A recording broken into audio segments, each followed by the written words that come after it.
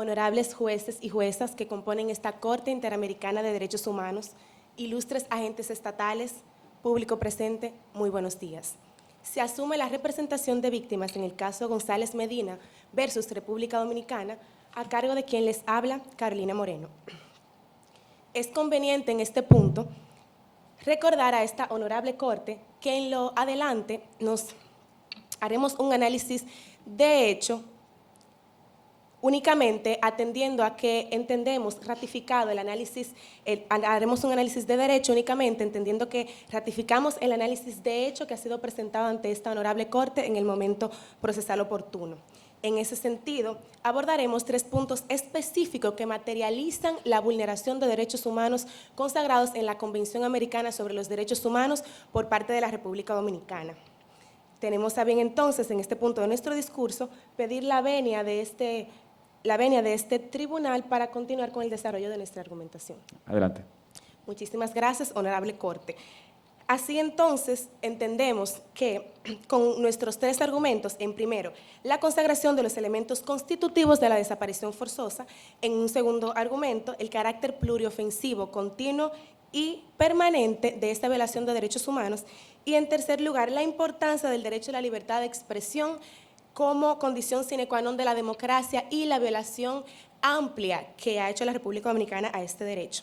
Con respecto a nuestro primer argumento, que es la consagración de los elementos constitutivos de la desaparición forzosa, esta honorable Corte desde el año 2009 con el caso Radilla Pacheco versus México ha mantenido un criterio reiterativo hasta el año 2014 con el caso Rochat Hernández versus Salvador sobre los elementos que componen la desaparición forzosa como delito internacional. En un primer momento, la privación de la libertad o detención de la persona. En un segundo momento, la intervención o adquiescencia del Estado o el aparato estatal en esta detención, y en un tercer momento la negativa de información con respecto a la propia detención y con respecto al paradero de la persona que se encuentra detenida. Estos elementos constitutivos de la desaparición forzosa emanan directamente del artículo 2 de la Convención Interamericana sobre Desaparición Forzosa y también sobre la protección de la propia Convención Americana sobre los Derechos Humanos a los derechos que se ven vulnerados con este delito internacional, que en el caso subexánime, como se puede comprobar en los hechos, se dan los supuestos fácticos que se corresponden con esta vulneración de derechos. En un segundo momento tenemos la violación pluriofensiva, continua y de ejecución permanente. También ha sido criterio reiterativo, evolutivo y constante de esta honorable Corte, que en el caso de examinar la desaparición forzada no podemos dejar a un lado el carácter pluriofensivo que ha establecido esta misma Corte desde su primera sentencia en el año 1988 con el caso Velázquez Rodríguez versus Honduras hasta casos mucho más recientes como el Rodríguez Veras y otros versus Colombia en 2014, donde se manifiesta esta interdependencia e interconexión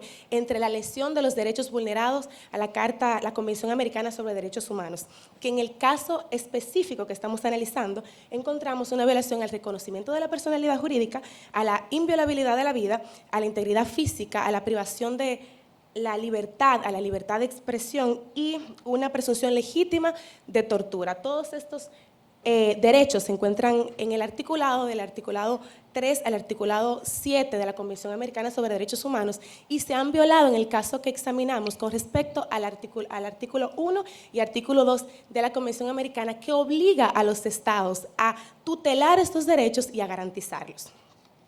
Entendiendo que es el fin último de la desaparición forzada en el momento histórico en el que se dio, en el caso que estamos analizando, suprimir el derecho a la libertad de expresión es que nos lleva a nuestro tercer argumento sobre la importancia de la tutela de la libertad de expresión como una condición sine qua non de la democracia y la lesión amplia que se le ha dado en este caso. Hemos hablado de una connotación individual con respecto a la violación de los derechos de la víctima y sus familiares, pero también tenemos una connotación social. Esta connotación social se da toda vez que el impedimento del desarrollo del derecho a la libertad de expresión impide a su vez el desarrollo de la democracia en virtud de que este temor generalizado al ejercicio del derecho da lugar a un no ejercicio del propio derecho, lo que compromete el derecho a la controversia política como lo ha establecido esta Honorable Corte también un caso célebre, como es el caso Herrera Ulloa versus Costa Rica, y otros como el Clavo de Reyes versus Chile.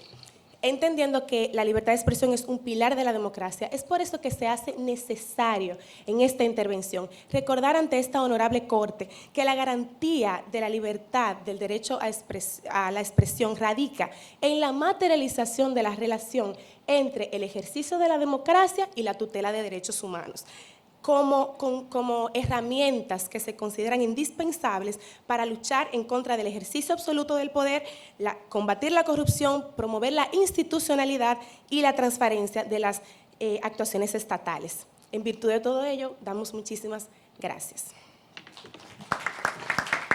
Y nos reputamos a la disposición de la pregunta de los jueces.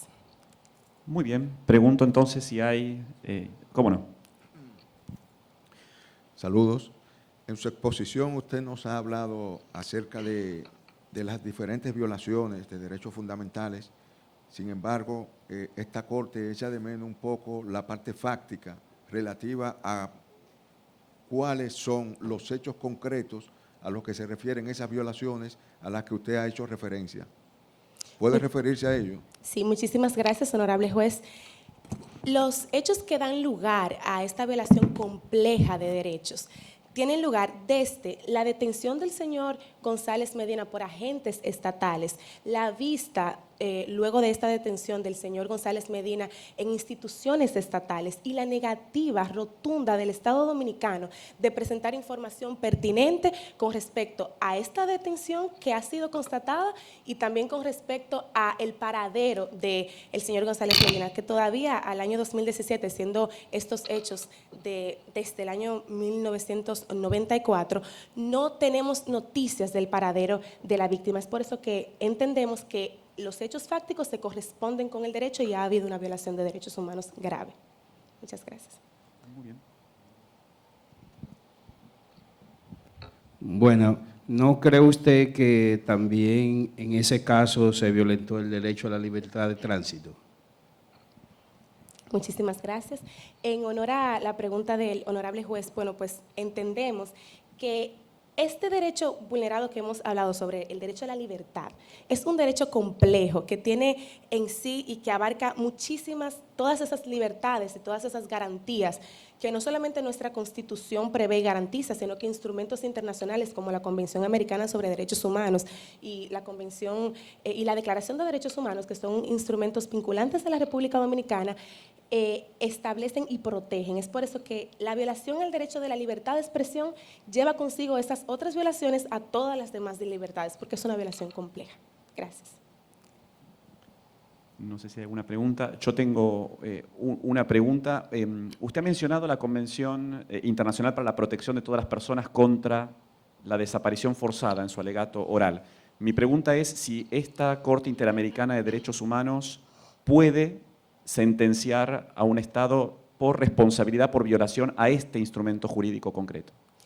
Muchísimas gracias. En atención a su pregunta, la Convención Interamericana sobre la Desaparición Forzosa es un instrumento que de hecho la República Dominicana no ha ratificado. Sin embargo, el artículo 29 de la Convención Americana sobre Derechos Humanos da la oportunidad o la facultad a esta honorable Corte de aplicar un criterio de interpretación extensivo con respecto a los criterios internacionales y la opinión juris internacional, el corpus juris internacional, que se entiende como costumbre y que por ese hecho y por esa interpretación extensiva que puede dar la Corte, entonces sí podría aplicar los criterios de esta convención al caso que estamos examinando. Muchas gracias. Si no hay más preguntas del jurado, le agradecemos mucho. Muchísimas gracias.